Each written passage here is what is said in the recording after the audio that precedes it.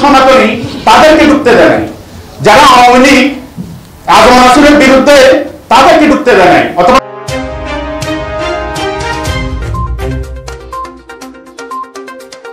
অপরূপ TV online. Shri Shri Janmashtami উদযাপন পরিষদ কেন্দ্রীয় কমিটি গঠনে গঠনতন্ত্র লঙ্ঘন ও রাজনৈতিক হস্তক্ষেপের বিরুদ্ধে তীব্র নিন্দা জানিয়ে সংবাদ সম্মেলন হয়েছে চট্টগ্রাম প্রেস ক্লাবে। আজ বিকেলে চট্টগ্রাম প্রেস ক্লাবের এফ রহমান হলে উক্ত সংবাদ সম্মেলনে লিখিত বক্তব্য পাঠ করেন সৌরপ্রিয় পাল। তিনি বলেন, জন্মাষ্টমী পরিষদ 1982 সাল থেকে গত 42 বছর ধরে গঠনতন্ত্র অনুসরণ করে পরিচালিত হয়ে আসছে, কিন্তু সম্প্রতি একটি বিশেষ রাজনৈতিক মহল জোরপূর্বক কমিটি গঠন করে সংগঠনের ঐতিহ্য ও নিয়মনীতি ভঙ্গ করেছে, যা সম্পূর্ণ অগণতান্ত্রিক ও ধর্মীয় সংগঠনের মর্যাদার পরিপন্থী। তিনি আরো বলেন, গত 11 জুন 2025 তারিখে সামাজিক মাধ্যমে যেভাবে একটি তথাকথিত কেন্দ্রীয় কমিটির ঘোষণা দেওয়া হয় তা পরিষদের গঠনতন্ত্রের সঙ্গে সামঞ্জস্যপূর্ণ নয়। উক্ত কমিটিতে সভাপতি হিসেবে নাম এসেছে চট্টগ্রাম মহানগর আওয়ামী লীগের এক শীর্ষ নেতা ও সাবেক ছাত্রলীগ ক্যাডার চন্দন তালুকদারের। তার বিরুদ্ধে আইনজীবী আলিফ হত্যা মামলা, জুলাই অভ্যুত্থান ও আন্দোলনকারী শিক্ষার্থীদের উপর হামলার ষড়যন্ত্র সহ একাধিক গুরুতর অভিযোগ রয়েছে। এছাড়াও সাধারণ সম্পাদক পদে রাখা হয়েছে আর কে দাস রূপুকে, যিনি আওয়ামী লীগের রাজনীতির ঘনিষ্ঠ এবং স্বৈরাচারী সরকারের অর্থদাতা হিসেবে পরিচিত। 2025 সালের 28 ফেব্রুয়ারি চট্টগ্রামের ঐতিহাসিক জে.এম. সেন হলে অনুষ্ঠিত হয় পরিষদের কেন্দ্রীয় সম্মেলন। সেখানে প্রধান অতিথি হিসেবে স্কাইপির মাধ্যমে যুক্ত ছিলেন বিএনপির ভারপ্রাপ্ত চেয়ারম্যান তারেক রহমান, যিনি সনাতনী সম্প্রদায়ের পাশে থাকার অঙ্গীকার করেন। তবে সম্মেলনের দ্বিতীয় অধিবেশনের গঠনতন্ত্র উপেক্ষা করে একটি পক্ষ কমিটি গঠনের ষড়যন্ত্র করে। উপস্থিত সদস্যদের প্রবল বিরোধিতায় নির্বাচন কমিশনের 3 সদস্য পত্রিকায় বিজ্ঞপ্তি দিয়ে পদত্যাগ করেন ও কার্যক্রম বাতিল করা হয়। আগামী 24 ঘন্টার মধ্যে কমিটি বাতিল জানান এবং হুঁশিয়ারি দিয়ে বলেন, শ্রী শ্রী জন্মাষ্টমী উদযাপন পরিষদ একটি ধর্মীয় ও সাংস্কৃতিক সংগঠন, একে কোনোভাবেই আর রাজনৈতিক পুনর্বাসনের প্ল্যাটফর্ম বানাতে দেওয়া হবে না।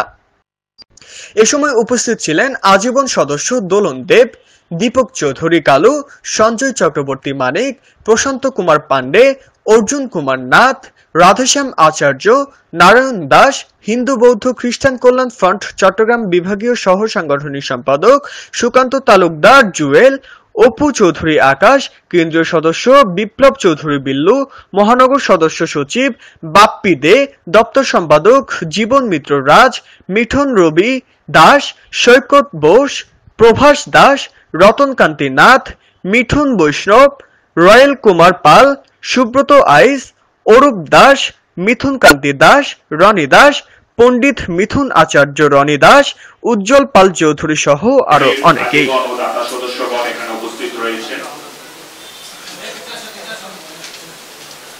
আজকে আমাদের আজকের এই সংবাদ সম্মেলনের মূল উদ্দেশ্য হচ্ছে আমাদের সাংবাদিক ভাই বন্ধুদের প্রতি দৃষ্টি আকর্ষণ করছি। আপনারা হচ্ছেন জাতির বিবেক, জাতির কলম। আপনাদের উদ্দেশ্যে মানুষের মাঝে ছড়িয়ে দেওয়ার জন্য আমার পিছনে যে ব্যানারটি রয়েছে, সেখানে আমার ব্যানারের উপরেই রয়েছে 2টো লাইন লেখা রয়েছে। সেই 2টো লাইন হচ্ছে শ্রী শ্রী জন্মাষ্টমী উদযাপন পরিষদের আমাদের যে কেন্দ্রীয় কমিটি রয়েছে, যে কেন্দ্রীয় সংগঠন রয়েছে, সেটার একটা গঠনতন্ত্র রয়েছে। সেই গঠনতন্ত্র মোতাবেক পুরো বাংলাদেশের এই 1.5 কোটি সনাতনী সম্প্রদায়ের যে অভিভাবক সংগঠন, 2 জন ব্যক্তি দখল করে রেখেছে। তারা 2 বছরের কমিটির নাম দিয়ে 5 বছর ছিল। এই গত 18 বছর হয়তো মহিউদ্দিন গ্রুপ নাইলে আজম নাসির গ্রুপ, এই 2 গ্রুপের মধ্যে এই ধর্মীয় সংগঠন, আমাদের এই অরাজনৈতিক সংগঠনটি কুক্ষিগতভাবে ছিল এবং আমাদের সনাতনীদেরকে জিম্মি করে রেখেছিল। সর্বশেষ সুকুমার চৌধুরী আওয়ামী ফ্যাসিস্টদের অন্যতম লালিত এবং জুলাই অভ্যুত্থানে যে অর্থের যোগান দিয়েছে আমেরিকা থেকে, সেই 8 আসনের নৌকায় 3বার নমিনেশন চেয়েছে।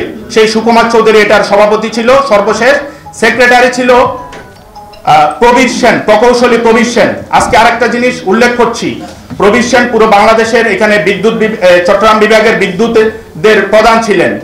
তিনি হঠাৎ করে 2 বছর আগেই 5 বছর আগে এসে মাত্রই উনি সেক্রেটারি হয়ে গেছেন আজম নাসিরের বলয় থেকে।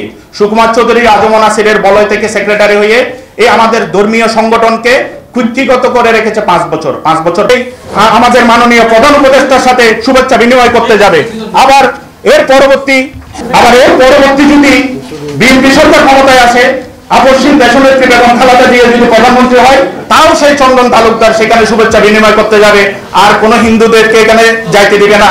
সাধারণ হিন্দুরা কি আওয়ামী লীগের 5টা গোলাম নাকি? তোদের আজীবন তোমাদের গোলাম হয়ে থাকবে।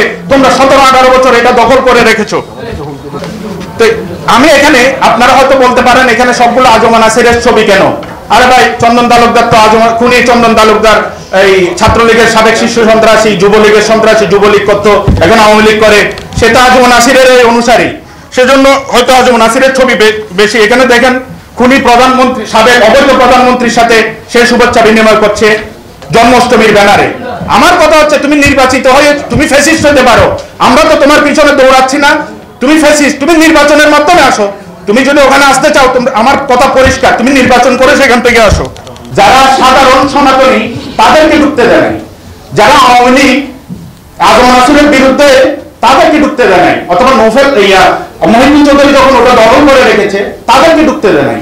তো সদস্য হওয়ার সুযোগ আসলে ছিল না। এখানে যে উপস্থিতদের কথা বলছিলেন, সেখানে কয়জন রয়েছে আমার সাথে, আমি আবারও বলছি,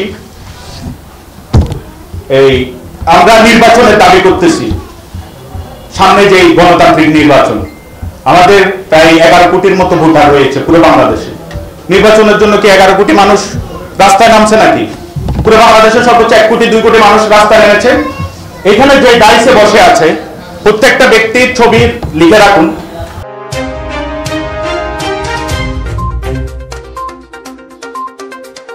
অপরূপ টিভি অনলাইন।